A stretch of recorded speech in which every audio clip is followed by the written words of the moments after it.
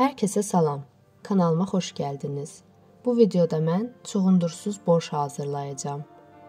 Bunun üçün istifadə edəcəyim ərzaqlar: 1 ədəd kələmin yarısı, təxminən 400 qram, 1 baş soğan, 3 diş sarımsaq, 2 ədəd kartof, 2 ədəd yer kökü, 1 dəstə şüyüd və 1 dəstə cəfəri. İlk olaraq ərzaqları doğrayıram.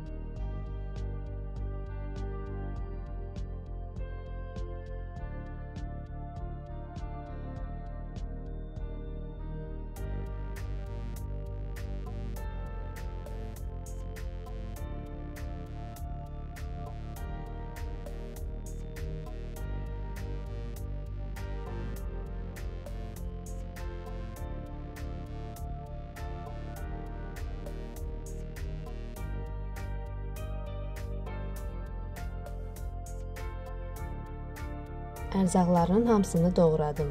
İndi isə qazana 100 qram kərə yağı əlavə eləyirəm.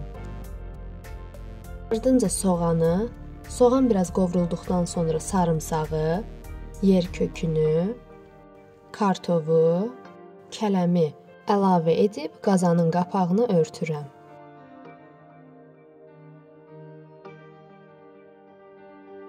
Beş dəqiqə sonra qazanın qapağını açıb qarışdırıram.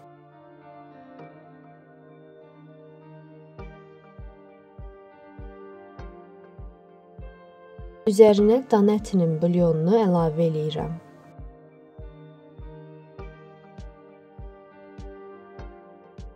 Ərzaqlar yumşaldıqdan sonra üzərinə 1 xörək qaşığı duz, doğradığım şüyüd və cəfərini əlavə edib qarışdırıram.